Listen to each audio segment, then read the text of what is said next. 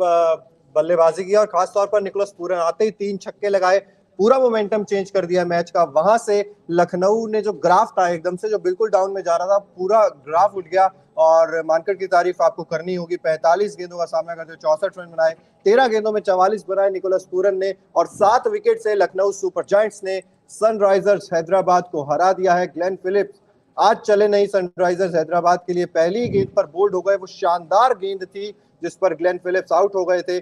इनके बल्ले से रन निकलते तो हैदराबाद थोड़ा और आगे जाती। रन्स कम रह गए थे या खराब गेंदबाजी, क्योंकि एक वक्त पे तो देखिए पिच इतनी आसान थी नहीं, लेकिन परेशानी ये थी कि जब स्टोइनिस और मांकड़ और पूरन ने धुनाई स्टार्ट करी तो पैनिक बटन दब गया था खेमे में, मतलब आप हैदराबाद के खेमे में। और पार्ट टाइमर से मुझे समझ में आया नहीं। अभिषेक शर्मा थे, देखिए ग्लेन फिलिप ने 2 ओवर में 10 रन दिए थे, उनके ओवर हो गए थे। अब आप देखिए जब ये मैच खत्म हुआ है तो 1 ओवर मयंक मार्कंडे का भी बचा हुआ है। आप जब स्पेशलिस्ट गेंदबाज से आप गेंदबाजी नहीं करा रहे हैं, आप पार्ट टाइमर से करा रहे हैं, तो वो एक आपकी रणनीति में चूक हो सकती है। इसके अलावा भुवनेश्वर कुमार एक बार फिर से फेल रहे, क्योंकि उनको डेथ स्पेशलिस्ट बोला जाता है, लेकिन डेथ स्पेशलिस्ट वाली उन्होंने गेंदबाजी इस सीजन में तो कम से कम नहीं करी है। बिल्कुल इस सीजन में की नहीं है। और वो लगातार जब हम टीम इंडिया में भी देख रहे थे, हम बात करते थे 19वें ओवर की कि चल नहीं रही है भुवनेश्वर कुमार की, वो जो डेथ स्पेशलिस्ट माने जाते हैं। तो ये कंटिन्यू चल रहा है सिलसिला। और भुवनेश्वर कुमार जो एक अहम गेंदबाज है, एक फ्रंटलाइन गेंदबाज है इस टीम के, अगर वो विकेट्स नहीं चटकाएंगे खासतौर पर लास्ट के ओवर्स में, तो फिर आपकी ऐसी दुर्गति होगी। और सनराइजर्स हैदराबाद ऑफिशियली अब कह सकते हैं आपकी बाहर हो गई है IPL 2023 से, क्योंकि हर मैच जीतना जरूरी था। ये पंजे शायद लगाने को मिल जाए, लेकिन जिस तरीके का प्रदर्शन रहा है इस पूरे सीजन में वो निराशाजनक ही रहा। लेकिन एक समय तो चिराग लग रहा था कि आसानी से हैदराबाद ये मैच जीत जाएगी, बहुत आसानी से जीत जाएगी, लेकिन फिर स्टोइनिस आउट हो गए, उसके बाद तो लगा यार चलो अब तो जीत ही जाएगी। लेकिन पूरन आए, लगातार 3 गेंद पर जो 3 छक्के जो आप बात कर रहे हो, वहां से सब कुछ बदल गया। मतलब हैदराबाद के जज्बात बदल गए, नतीजे तो बदल ही गए, सब कुछ जो है ना वो बदल गया। लेकिन एक चीज ये भी है ना कि हैदराबाद की गेंदबाजी को अच्छा माना जाता है। 4 ओवर में आखिरी 38 रन चाहिए थे। आपके सामने कौन थे? फारूकी थे, भुवनेश्वर कुमार थे और नटराजन थे। तीनों के तीनों डेथ स्पेशलिस्ट थे, फिर भी रन डिफेंड नहीं हो पाए। तो इसका मतलब क्या है कि प्रेशर ऐसा था कि जिसे झेल नहीं पाए। और ग्लेन फिलिप आज कुछ कमाल कर नहीं पाए। पिछले मैच में एक तूफानी पारी जरूर खेली थी, लेकिन आज बल्ले से कुछ कर नहीं पाए और पहली गेंद पर कुणाल पांड्या का शिकार बन गए। कुणाल पांड्या की गेंदबाजी की भी तारीफ होनी चाहिए, क्योंकि कुणाल पांड्या जिस हिसाब से आप पिछले कुछ मैचों में परफॉर्म नहीं कर पा रहे थे, सवाल उनके ऊपर भी उठ रहे थे, लेकिन आज उन्होंने कप्तान वाली एक जिम्मेदारी ली और बताया कि देखिए मैं हूं। और इनके बारे में क्या कहेंगे, मांकड़ जी के बारे में? देखिए डटे रहे, लड़ते रहे और जीत दिलाकर गए, ये सबसे बड़ी बात है, इंपॉर्टेंट बात है। लखनऊ सुपर जायंट्स जो हम लगातार बात कर रहे थे कि KL राहुल की गैर मौजूदगी में वो जो कह रहे थे कि नहीं हो पा रहा है, लखनऊ से नहीं हो पा रहा, लेकिन फाइनली इनकी वजह से और दूसरे जो है निकोलस पूरन, उनकी वजह से लखनऊ सुपर जायंट्स ने आज सनराइजर्स हैदराबाद पर जीत पाई है। 44 नाबाद बनाए, 13 गेंदों में सिर्फ 338.46 का स्ट्राइक रेट, 4 छक्के निकोलस पूरन के बल्ले से निकले। शानदार बल्लेबाजी की और अंत में वो जो कहते हैं मोमेंटम पूरे तरीके से अपनी ओर शिफ्ट कर लिया, जहां से आप कह सकते हैं कि निकोलस पूरन जो पूरे IPL में लगातार अच्छे रन बना रहे थे, बीच में थोड़ा डाउनफॉल जरूर आया था। लेकिन मेरा यही सवाल है कि जब लखनऊ ने इनको इतनी मोटी रकम देके खरीदा तो बहुत सारे सवाल उठे थे कि यार देखिए इन्होंने तो ना पंजाब की तरफ से अच्छा प्रदर्शन किया है, ना हैदराबाद की अच्छी तरफ से प्रदर्शन किया है। लेकिन जब लखनऊ गए, जब गंभीर ने बताया कि इनका रोल क्या है, रोल साफ था। और देखिए काबिलियत तो थी, वेस्ट इंडीज के भी कप्तान रहे हैं, वहां से भी बहुत अच्छी पारी के लिए। लेकिन आज का मैच इनका शायद करियर की सबसे अच्छी इनिंग में से एक है। केवल IPL करियर नहीं, इन्होंने जिंदगी में जितनी इनिंग खेली है, एक जो RCB के खिलाफ खेली थी वो भी कुछ अलग लेवल की थी, लेकिन आज की पारी दबाव में आई थी। बिल्कुल दबाव में आई थी वो पारी की जिसकी हम बात करें। जैसे कल राशिद खान ने अपनी T20 करियर की सबसे अच्छी पारी खेली थी, वैसे ही आज आप कह सकते हैं कि निकोलस पूरन शानदार बल्लेबाजी का प्रदर्शन इनके देखने को मिला। और अगर इसी तरीके से लगातार परफॉर्म करते रहेंगे तो फिर आप कह सकते हैं कि लखनऊ सुपर जायंट्स भी अब तो काफी करीब आ गई है, क्योंकि 14 अंक हो गए हैं। 13 अंक हो गए हैं, माफ कीजिए, क्योंकि एक मैच वो जो चेन्नई सुपर किंग्स के खिलाफ रद्द हो गया था बारिश की वजह से। तो 12 मैच खेले हैं, 6 अंक हो गए हैं, यानी कि 2 मैचेस अभी बचे हुए हैं। और अगर दोनों जीत लेंगे तो 17 अंकों पर क्वालिफाई कर लेंगे। तो सिनेरियो जो है वो लखनऊ सुपर जायंट्स के लिए भी ठीक ठाक बैठता हुआ नजर आ रहा है। बिल्कुल, और सिनेरियो बैठा, लेकिन अभी भी बहुत सारी चीजों पे काम करने की जरूरत है, खासकर तेज गेंदबाजी। जब से मार्क वुड गए हैं, नबील उल हक को क्यों नहीं खिला रहे ये समझ में नहीं आ रहा। लेकिन अब सवालों पे बात करें तो बहुत सारे सवाल है, लेकिन आज आपको क्या लगता है गलती किससे हुई है? कप्तान से हुई जो उन्होंने गेंदबाजों का सही से उपयोग नहीं किया, या गेंदबाजों से जो कि अच्छा जो रणनीति बनाई थी उसको एग्जीक्यूट अच्छे तरीके से नहीं कर पाए? देखिए बिल्कुल कहीं ना कहीं आपको ये चीज़ तो देखने वाली थी कि आप किससे गेंदबाजी करवा रहे हैं। जैसा कि आपने कहा अभिषेक शर्मा को वो जो आपने ओवर दिया 14 की इकोनॉमी से अभिषेक शर्मा ने रन खाए हैं। और उसके बाद अगर आप देखेंगे तो डेथ्स में भी जिस तरीके की गेंदबाजी चाहिए थी वो मिली नहीं। फजल हक फारूकी जिनकी बात कर रहे हैं वो भी थोड़े बहुत महंगे साबित हुए, और मयंक मार्कंडे जो आपके फ्रंट लाइन गेंदबाज है वो जब रन खा कर गए तो वहां से प्रेशर ज्यादा क्रिएट हो गया था। बट वापसी कौन करवाएगा? वापसी तो आपके मेन बॉलर ही कराएंगे ना। मयंक मार्कंडे का एक ओवर खराब गया है, उससे पहले 2 ओवर में उन्होंने 10 रन या अभिषेक 15 शर्मा नहीं से लिए। अच्छा तो आप ग्लेन फिलिप्स से ही ओवर करा सकते हैं, 2 ओवर में 10 ही रन खाए थे उन्होंने, तो वहां पर भी आप उनसे एक ओवर और करवा सकते थे। और जरूरत क्या थी? मुझे ये समझ में नहीं आ रहा कि जरूरत थी क्या, क्योंकि अगर अंतिम ओवर में अगर आपके पास 40 से ज्यादा रन रहते तो आप किसी से भी गेंदबाजी करवा लेते, कोई फर्क पड़ता ही नहीं। लेकिन वही जो 5 छक्के पड़े यानी 31 रन, एक वाइड गेंद भी थी, वहां से सब कुछ चेंज हो गया। वहां से दबाव में आ गई, पैनिक बटन दब गया, और वहां से एलएसजी के कैंप में एक वो संदेश गया कि हाँ हम मैच जीत सकते हैं। बिल्कुल, और उन्होंने वो करके भी दिखाया, जो कहते हैं ना कि दोनों हाथों से वो मौका जो था वो लपक लिया लखनऊ सुपर जायंट्स ने। और मोनू भी हमारे साथ अब आ गए। मोनू, लखनऊ सुपर जायंट्स की ये जीत कितनी खास, और निकोलस पूरन के बारे में क्या कहेंगे? बिल्कुल बहुत बड़ी जीत, और एलएसजी के लिए आई थिंक ये टोनी का काम करेगा, क्योंकि अभी वो पॉइंट्स टेबल में ऊपर चले गए, उनके 13 पॉइंट्स हो गए हैं। और आई थिंक लक्सर जो सबसे बड़ा पॉजिटिव है एलएसजी के लिए वो है प्रियक माकंड, जो उन्होंने बैटिंग की है। हमें उम्मीद नहीं थी कि वो बैटिंग इस तरीके से करते हैं जो आज हमने उनको देखा है। और वो सौराष्ट्र की तरफ से खेलते हैं, वहां भी उन्होंने शतक लगाया था डोमेस्टिक क्रिकेट में। और ऐसे प्लेयर बड़ी बात यह है कि आज तीसरा आईपीएल मैच है, लेकिन पहली बार बल्लेबाजी वो कर रहे हैं। और तो देखिए दिखता है कि, और जिस मैच्योरिटी के साथ बल्लेबाजी कर रहे थे, शुरुआत में विकेट पे टिके रहे, अपना विकेट फेंका नहीं।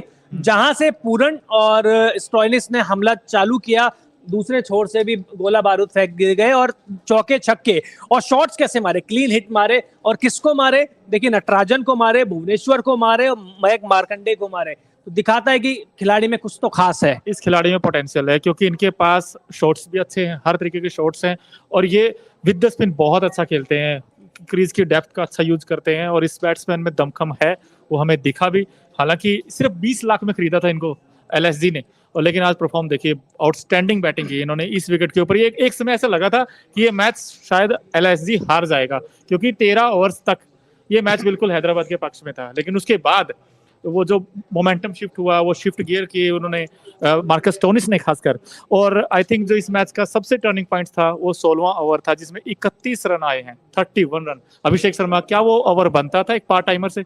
बिल्कुल नहीं बनता था। वही बात हम कर रहे हैं कि जब आपके पास डेथ बॉलर स्पेशलिस्ट इतने सारे हैं, तो आप क्यों उनसे गेंदबाजी नहीं करा रहे हैं? क्यों आप रिस्क ले रहे हैं? और देखिए रिस्क लिया तो उसका खामियाजा भुगतना भी पड़ा। ठीक है, अभिषेक शर्मा एक विकेट ले चुके थे, उन्होंने अच्छी गेंदबाजी भी करी थी, लेकिन है तो पार्ट टाइमर ही ना। जब उन्हें भी पता होना चाहिए, कप्तान को भी पता होना चाहिए कि देखिए जब बल्लेबाज उनके ऊपर अटैक करने आएंगे तो पार्ट टाइमर है तो दबाव में आएंगे ही आएंगे। लेकिन आज पूरन ने तो चूरन खिला दिए।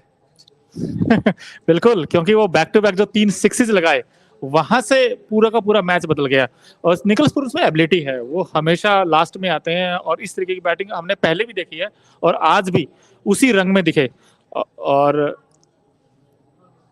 ये देखिए अब एसआरएच शायद अच्छा यहाँ पूरन के कारण ही मैच जीते हैं। पूरन की तारीफ तो देखिए, आज तो पूरन की तारीफ बनती भी है, पूरन की तारीफ ही होगी हर तरफ, जैसा कि हम बार बार कह रहे हैं कि जब चूरन खिला दिया तो पूरन ने, तो अब तो कमाल होगा। और मुझे लगता है कि पूरन का पूरे आईपीएल इतिहास में जो सबसे ज्यादा अच्छा इस्तेमाल कर रही है वो एलएसजी ही कर रही है। बिल्कुल, आज भी देखिए 64 बनाए 45 बॉल्स में प्रियक माकंड ने, और 44 नॉट आउट रहे 13 गेंदों में, सिर्फ 13 गेंदों में। आप स्ट्राइक रेट देखिए 338 का, 3 चौके और 4 मैक्सिमम लगाए, जिसकी वजह से एलएसजी ने टीम ने बड़ी आसानी के साथ ये जीत हासिल की है।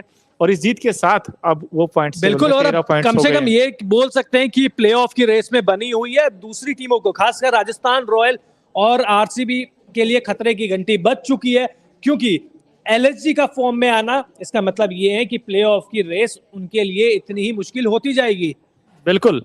और क्या आप मान सकते हैं एसआरएच बाहर हो गई है प्ले इस पॉइंट्स टेबल में? बिल्कुल मान ही सकते हैं, क्योंकि देखिए यहाँ पर 8 ही अंक हैं अभी और मुकाबले हालांकि 3 हुए हैं उनके पास, लेकिन 14 अंक तक पहुंच पाएगा अगर तीनों मुकाबले जीतते हैं। उसके बाद भी नेट रन रेट आपको देखना होगा कि बाकी टीमों से ज्यादा रहे, और अभी नेट रन रेट की जो स्थिति है सनराइजर्स हैदराबाद की, उसे देखकर तो लगता है कि वो जो कहते हैं ना कि करिश्मा शायद कोई बचा सकता है, क्योंकि -0.471 ये है net run rate Sunrisers Hyderabad की। और अगर यहाँ पर देखेंगे तो बहुत मुश्किल वो कहे चमत्कार ही सनराइजर्स हैदराबाद को पहुंचा सकता है। मुझे तो चमत्कार भी नहीं लग रहा है, क्योंकि 6 पॉइंट होंगे, यहाँ से 14 अंक हो जाएंगे। 14 अंक पे तो अभी टीम अटकी पड़ी है। बिल्कुल, और 14 अंक पे अच्छी नेट रन रेट वाली टीमें भी आपको अटकती हुई नजर आएंगी, जिस वजह से आप कह सकते हैं कि फंसती हुई यहाँ पर नजर आएगी सनराइजर्स हैदराबाद की टीम, अगर तीनों मैच खुद के जीत लेती है उसके बाद।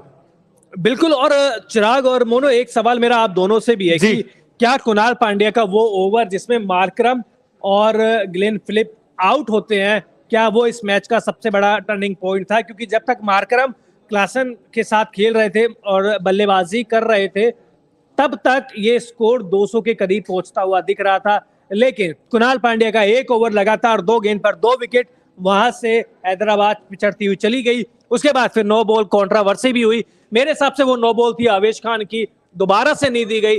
तो ये नो बॉल ना देने का रिवाज क्या कब खत्म होगा? बिल्कुल।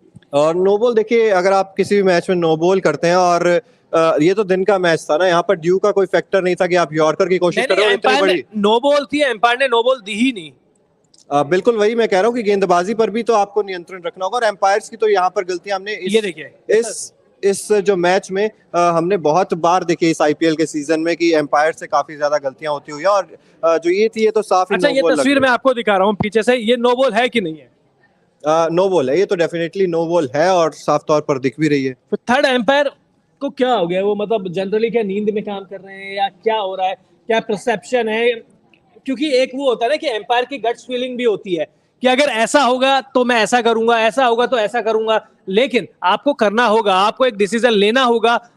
क्या एम्पायरिंग, खराब एम्पायरिंग के बारे में भी बात करेंगे, लेकिन आज जो एक बेहद खराब चीज हुई दर्शकों की साइड से, एक बार नहीं 2 बार हुई कि लखनऊ के डगआउट पे कुछ फेंका गया, उसके बाद गंभीर के सामने विराट के नारे लगे।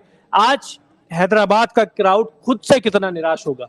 बिल्कुल, बहुत निराश हो गए। एक तो ये कि उनकी टीम हारी है, दूसरी उन्होंने जो खेल भावना के विपरीत जो ये एक्शन किया था कि विराट के नारे लगाए थे, आई थिंक ये क्रिकेट के पॉइंट ऑफ व्यू से अच्छी खबर नहीं है। लेकिन एसआरएच की आज जो हार हुई उसके पीछे 2-3 रीजन हैं। एक तो है जी आपका टॉप ऑर्डर फिर से कोलैप्स हुआ है, राहुल त्रिपाठी सिर्फ 20 रन बना सके, और कप्तान साहब एडन मार्करम 10 मैचों में सिर्फ 207 रन। तो सर क्या ये कप्तानी के साथ जस्टिफाई करते हैं? किसी भी मैच में उन्होंने वो इनिंग नहीं खेली अब तक। जो कप्तानी से भी अब तक गलतियां जिस हिसाब से कर रहे हैं, गलतियां भी कर रहे हैं। और मार्करम ने जब मैच के बाद कहा कि देखिए हमने डिसेंट स्कोर बनाया था, अच्छा स्कोर बनाया था, कि 180 रन पार स्कोर है, 180 के करीब पहुंच भी गए थे, लेकिन पार्टनरशिप की वजह से वो जो 200 रन का आंकड़ा था वो नहीं पहुंच पाया था। विकेट गॉट स्लोअर, अब स्लोअर हो गया था तो एलएसजी को और ज्यादा परेशानी होनी चाहिए थी, क्योंकि बाद में बल्लेबाजी कर रही थी।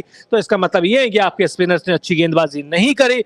अब उनका कहना है कि भैया देखिए अगले 3 मैच बचे हुए उसमें जान लगा देंगे। अब जान लगा देंगे, लेकिन उसके बाद भी किस्मत के भरोसे बैठना पड़ेगा। बिल्कुल, आपके 14 पॉइंट होंगे अगर आप तीनों जीतते भी हैं तो आगे। तो उसके बाद मुझे टफ लग रहा है टू बी ऑनेस्ट, क्योंकि अब मुश्किल लग रहा है। इतना ही टफ लग रहा है, सबसे पहली बात तो यही है।